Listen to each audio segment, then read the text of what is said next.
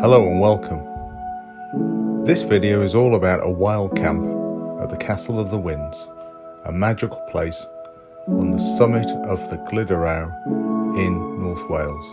I'm taking my friend Paul here, who's come over from the States on holiday to experience the magic this place offers. And stay till the end of the video where there's some absolutely amazing drone footage of both the Castell of the Winds and the Cantilever Stone. I hope you enjoy it.